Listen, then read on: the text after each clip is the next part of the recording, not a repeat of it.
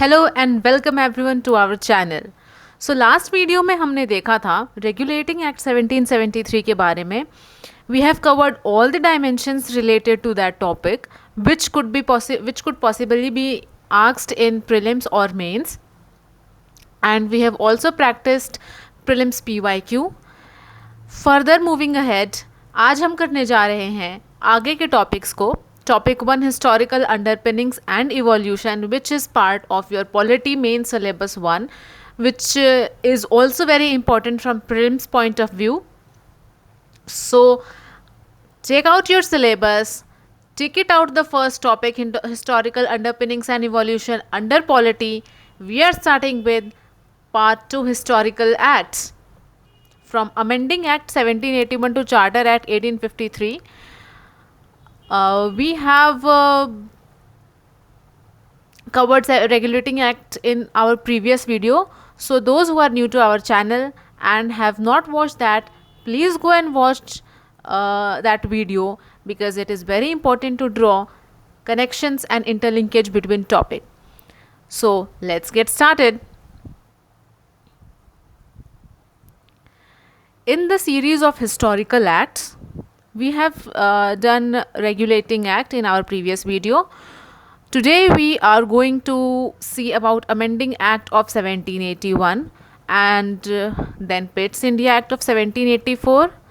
Also there is a small act of 1786, then Charter Acts. We will study about Charter Acts, their concepts, why Charter Act was started and what was the basic reason for the Charter Acts, because we know Charter Act were acts which was renewed after every 20 years. So these are our 3 Charter Acts. So stay tuned in the video, do not skip, please watch full video to draw a good connection, interlinkage, which is very important for an aspirant. So here each topic, each act will be covering background, provisions, significance, connections for evolution of present constitution and democracy, and not forgetting issues or shortcomings. So as I have told you, this is a holistic and comprehensive series, but it is yet in very simple format and language for you. बहुत मेहनत लगती है video बनाने के लिए, content इकट्ठी करने के लिए. So I request you all to please subscribe, comment and like. Amending Act of 1781.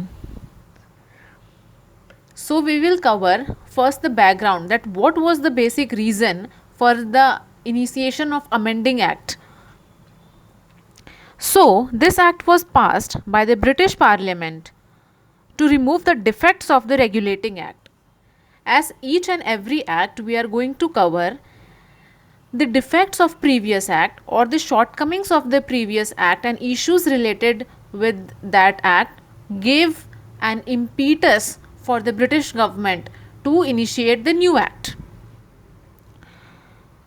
This act is also known as Act of Settlement.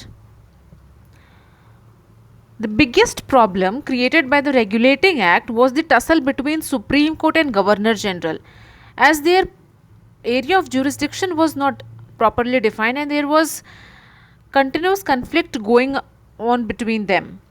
So to end this tussle, the act demarcated the relations between the Supreme Court and the Governor General in Council. Several powers of the Supreme Court were curtailed in the favor of Governor General in Council. So this was the background. But what were the main provisions of the act? This is very important for your prelims point of view. Keep in mind. You can simultaneously jot the points in your notebook for better understanding.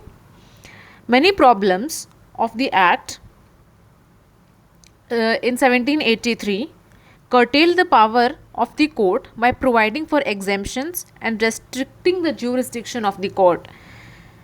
The first provision here is official function. Acts done by the Governor General, its councils, and the servants of the company in their official capacity were exempted from the jurisdiction of the Supreme Court. Second, revenue matters.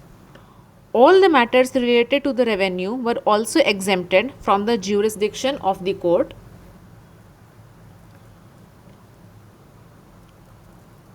Third is court's appellate jurisdiction. This is not proper court, but the court established in Calcutta in 1773 from Regulating Act, for which the subjects, British subjects, were only taken.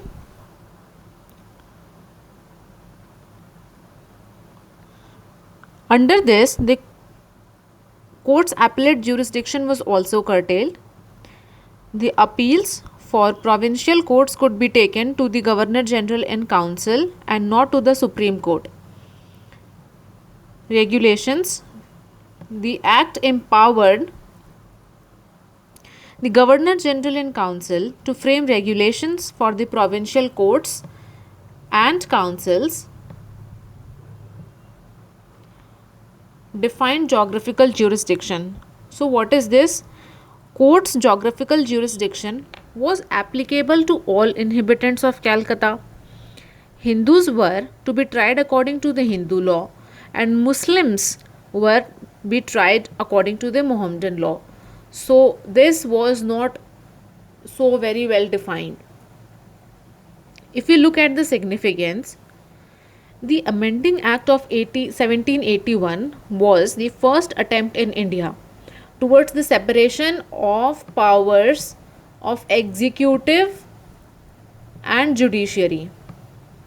So mind here that this is so very important. This single statement can be framed into a question for a possible mains question, or maybe prelims also, because this is a series or connection which you have to hold. You need to draw a line that the separation of executive and judiciary, how the present democracy or how the present modern state system is going to be framed from these historical acts. So this was a small act. Coming on to the next act, Pitt's India Act of 1784. If we see the background, the act was passed by the British Parliament to address the shortcomings of the Regulating Act. This is very nominal thing. The main aim of the act was to bring the rule of East India Company in India under the control of the British government. So this act resulted in dual control of British possessions in India by the British government and the company. लेकिन यहाँ पे भी the final authority rested with the government only. So the shortcoming was that final authority rested with the government, British government, and they want to regulate the company affairs more closely. Here they refers to the British Parliament. So looking on to the provisions, it introduced the system of dual government. It means that a board of control was created, court of directors of the company was already there, board of control was created for managing political affairs, and court of directors was entrusted with managing only the commercial affairs of the company. Second, in this system, the British government was represented by the board of control and the company was represented by the court of directors.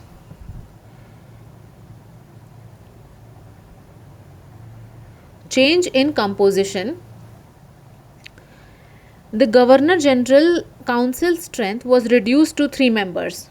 It was 4 in Regulating Act, but it was changed to 3 members in Pitt's India Act. and also one of the three members one of the three members in Pitt's India Act would be the commander-in-chief of the British Crown's army in India. So this is an important step taken here. Fourth was disclosure of property. It was made mandatory for all civil and military officers to disclose their property in India and Britain within 2 months of their joining, because there was huge corruption going on. So to stop corruption, this was the major step taken by the British government. Corruption among company officials, higher officials, and service, those who served, servants, company servants. Coming on to significance of the act. The act made a distinction between the commercial and political activities of the East India Company. The Board of Control was to look after political affairs, and the Court of Directors was also given the charge with commercial functions. So the demarcation of function was provided. Company's territory in India were for the first time called the British possessions in India.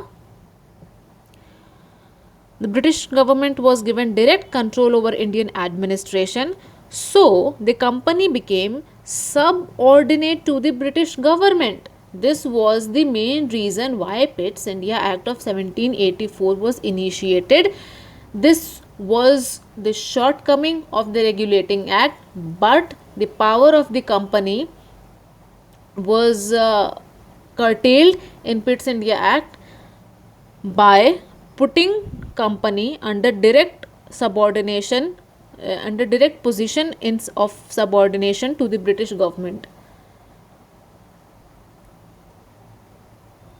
Let's see the issues related to the Pitt's India Act.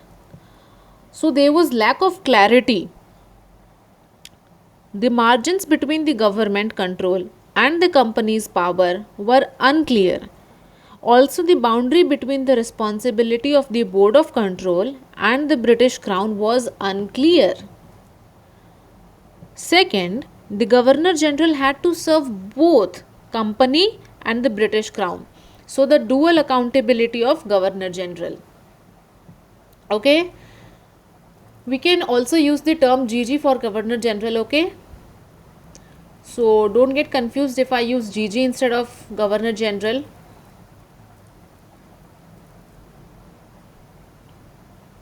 Coming on to the Act of 1786, before the Charter Acts will start, this was the final act, and the initiator of this act was Lord Cornwallis, and this act was obviously passed to fulfill the demands made by Lord Cornwallis to accept the post of Governor General.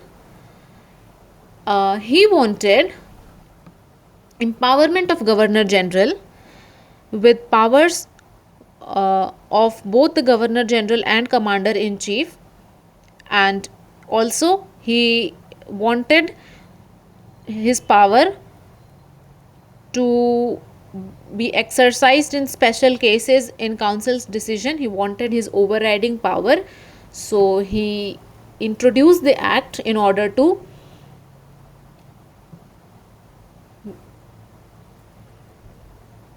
put on his position and power at an exceptional ground. Okay.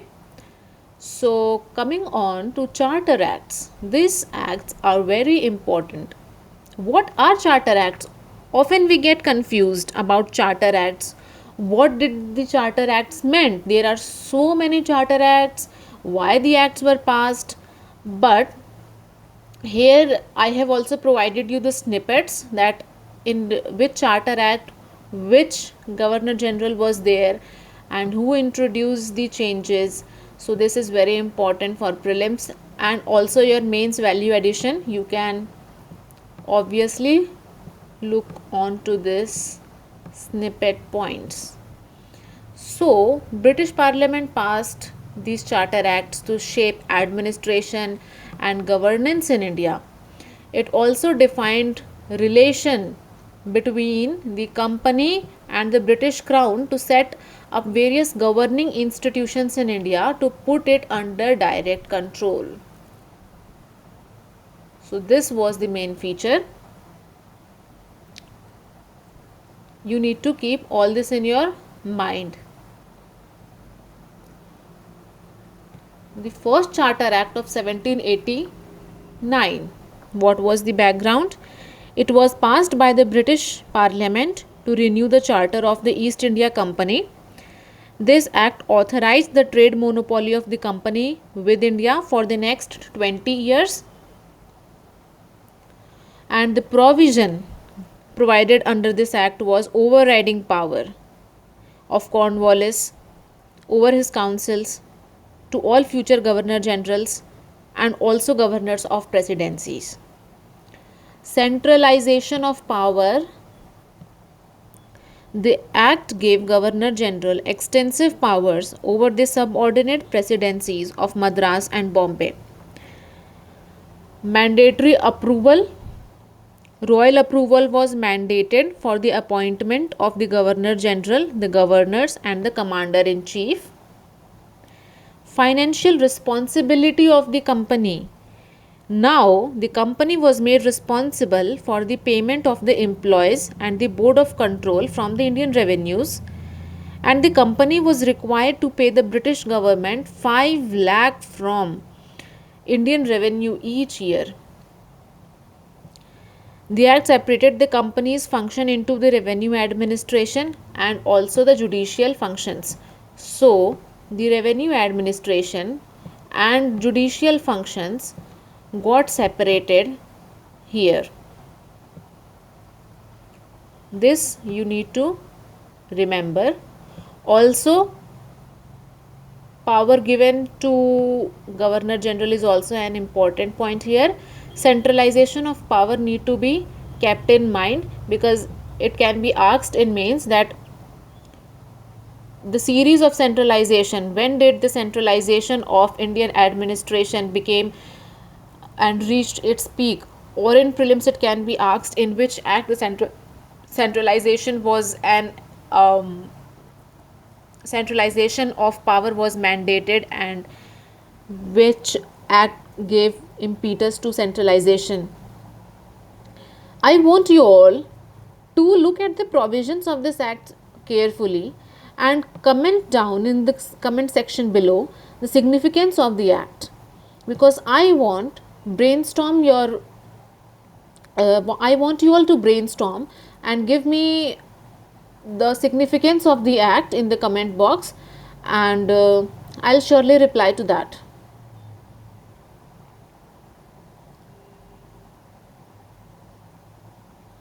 Now, Charter Act of 1813. This is an important one, and the background you need to really need to carefully understand the background of this Charter Act. So, Napoleon started a continental system in Europe, and that caused great suffering for British traders and merchants. This continental system prohibited the import of British goods into territories of French allies in Europe, and due to this, there was a growing demand by British merchants to be given share in British trade in Asia and dissolve the monopoly of the East India Company. The company had been objecting to this, but finally what was done that this Charter Act of 1813 allowed all the British merchants to trade in India, lekin only trade with China and trade with tea, the company was still given monopoly.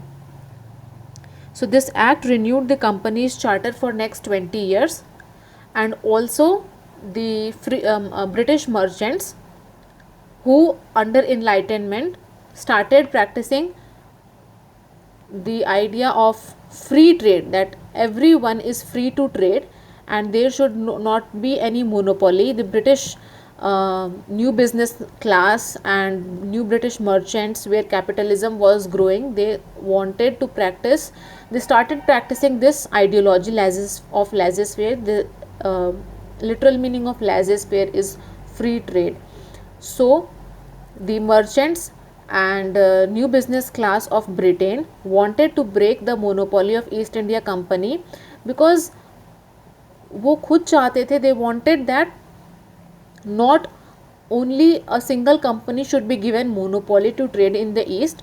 They wanted that from Britain, from our country, there should be a good competition, and there should not be a monopoly of a single country to practice trade in the east. And the second was, one is continental system of Napoleon, which I have explained you. This is also a very firm background for the initiation of Charter Act of 1813. So, provisions of the Act contain the partial trade monopoly. This ended the trade monopoly of the company, except trade in tea and trade in China, as I have told you. Second, it asserted the crown sovereignty over the British possessions in India. Religious activities, it granted permission, okay, to Christian missionaries to come to India and engaged in religious activities. Also, it empowered the local government to tax people, including punishing people in case of non-payment of taxes. And education, what Britishers did for education in India was that a sum of 1 lakh was granted for the education of Indians, and they wanted to set up institutions based on British knowledge, and they wanted to actually impart the British education system in India. Also, some of them were Orientalist, but the education, what actually Britishers did for education, will study in history.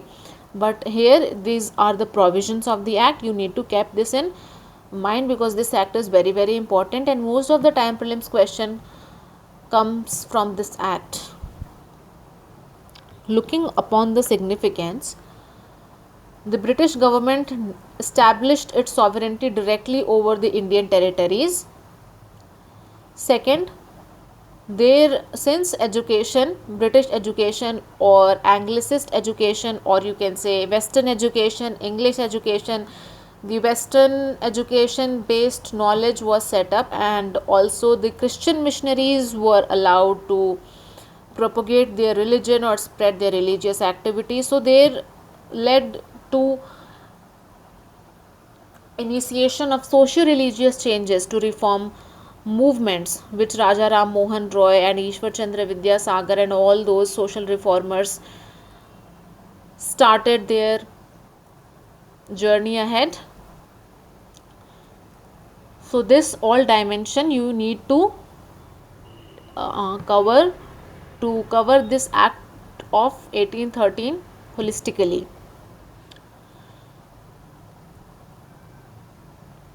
At last, I am also going to provide you prelims and mains practice questions. So please watch the video till end and stay tuned. Do not skip the video in between, because if you will skip, you will not able to understand the concepts and topic more clearly. So it's my request, please watch the full video. Coming on to Charter Act of 1833. The Act was passed by the British Parliament to renew the Charter of East India Company for the next 20 years. This Act was later retitled as St. Helena Act. Note, this Act was later renamed as St. Helena Act. Okay. It deprived the company of its commercial privileges, and it also took steps to restructure the governance of British India. Okay, British government wanted to curtail the power of the company, and also they wanted to restructure the governance of India according to British lines. So this was the basic background of this act, and it's very simple to understand. There is nothing rocket science here. Coming on to the provisions of the act, East India became purely an administrative body. Okay. This act provided that companies' territories in India were held on behalf of the British Crown.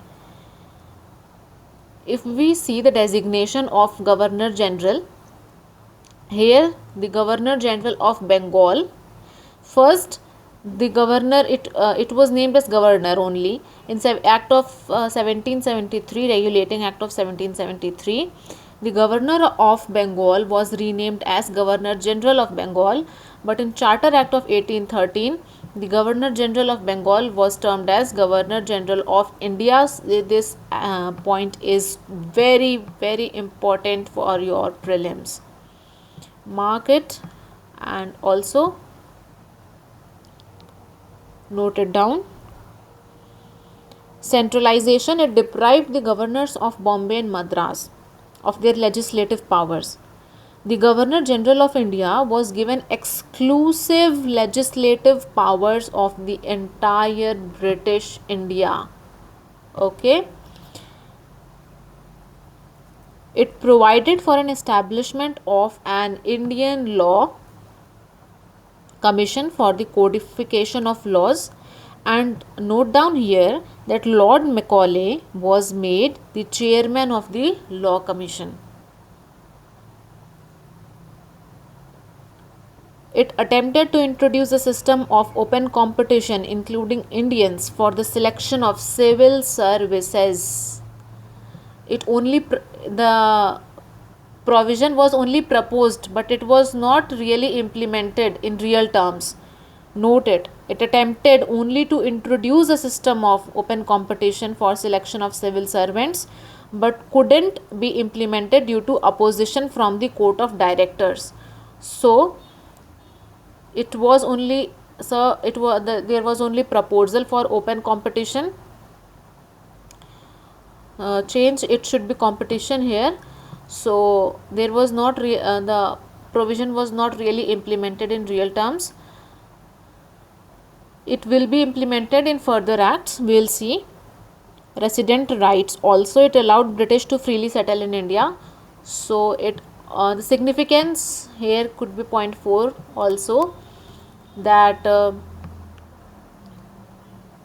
since there was given resident rights for allowing British to freely settle in India, the real colonization or the peak of colonization was started in Act of 1833.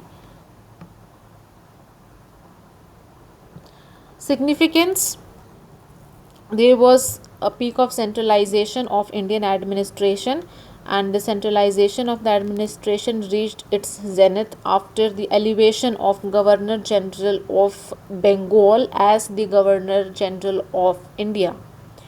Second, trustee of Crown, EIC was made trustee to the British Crown in the field of administration, and here the first law commission was set up, constituted, which was responsible for drafting IPC, which was later enacted in 1860. Okay, this could be possible question of your prelims, because IPC is in news in recent times. So carefully jot down the points of Charter Act of 1833. I have tried to cover all the possible dimensions holistically for you. It demands lot of effort, so please subscribe and comment down in the comment box, and also share this video to your friends so that they could also get benefited from these efforts. Coming on to Charter Act of 1853, this act was primarily passed to renew the charter of EIC, East India Company.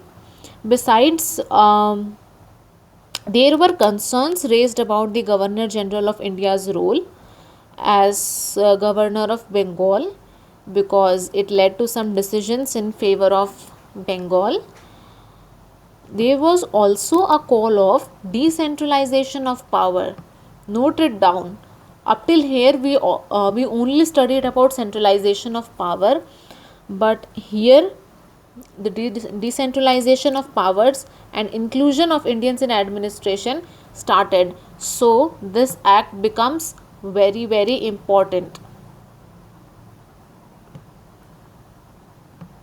in terms of administrative changes.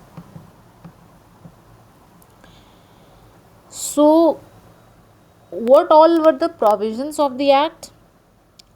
No specific time period. The act extended the company's rule and allowed to retain the possession of Indian territories, and did not specify any particular period for in the as in previous charters. It meant that the British Crown can anytime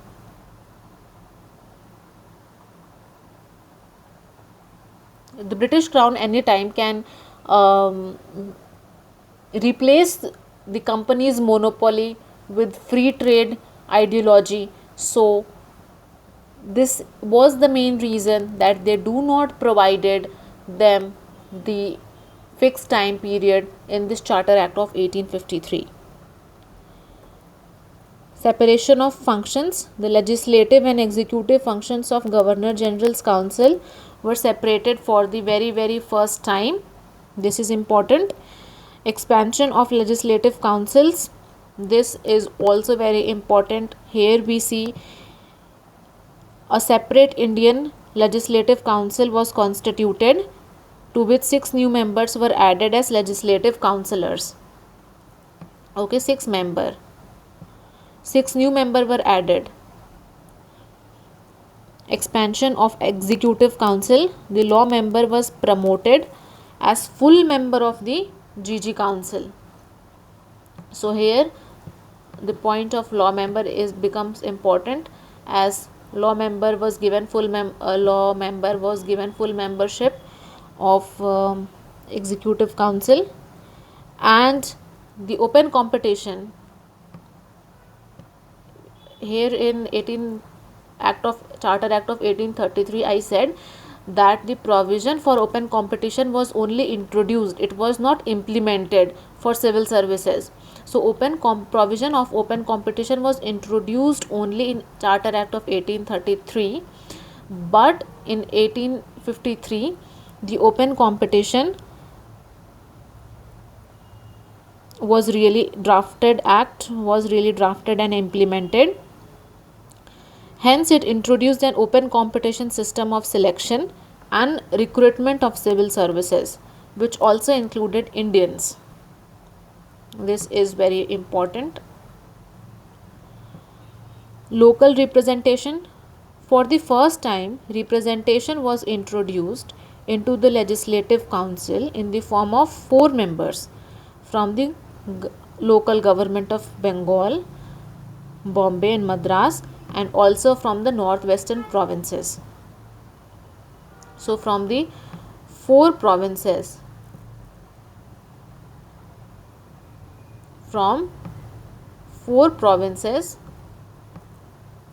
that is Bengal, Madras, Bombay and northwestern provinces, local representation was introduced. Coming on to the significance. The significance of this act is very important from the mains point of view also, and also from the prelims. So please do take special care of this. Foundation of parliamentary government.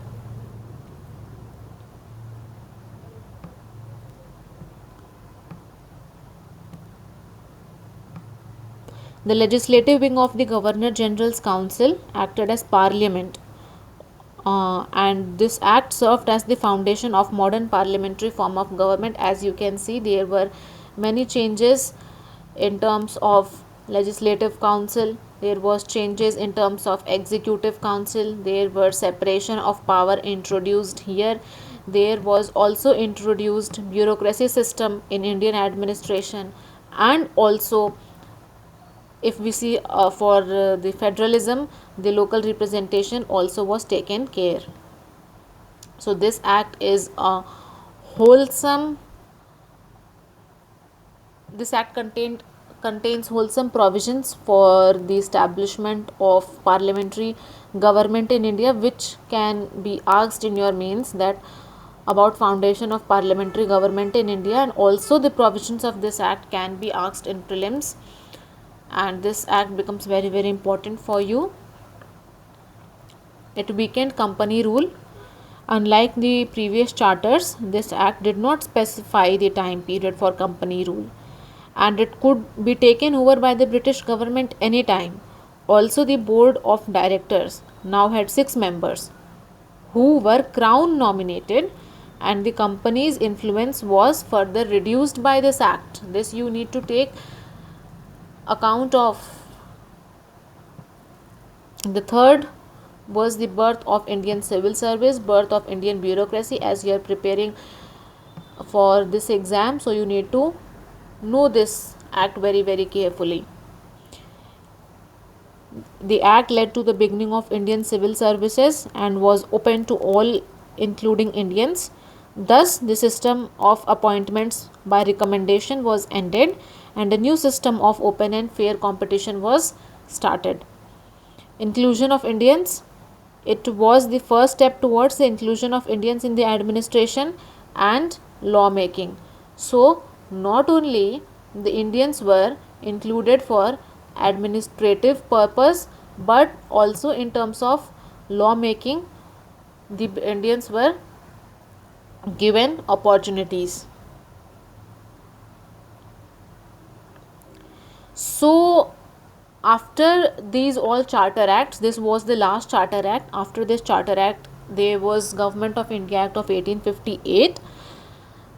The further acts are also very very important, mainly for the point of prelims, and also some parts are very very relevant from mains perspective. I will cover that these further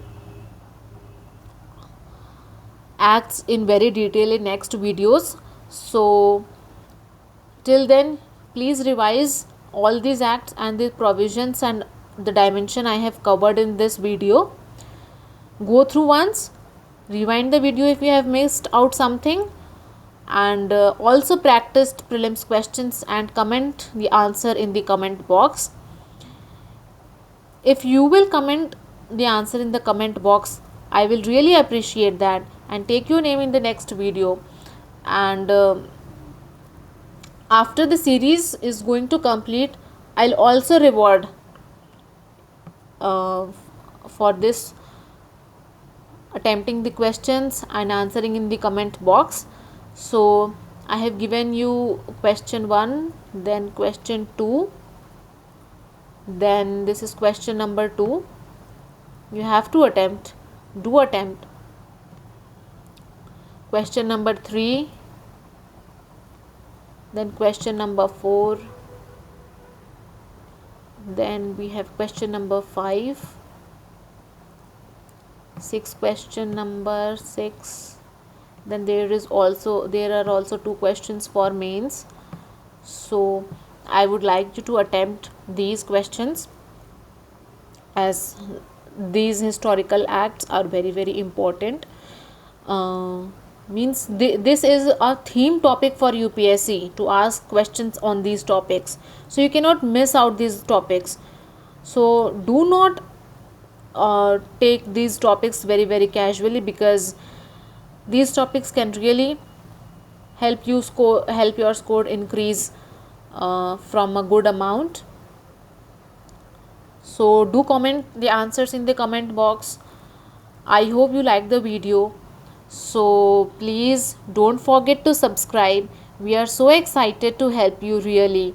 It takes a lot of effort to design the content and present you for you in real time, and upload the video on timely basis, so it takes really lot of effort. So please don't forget to subscribe and hit the bell icon for further notifications, because it gives us motivation to help you out there.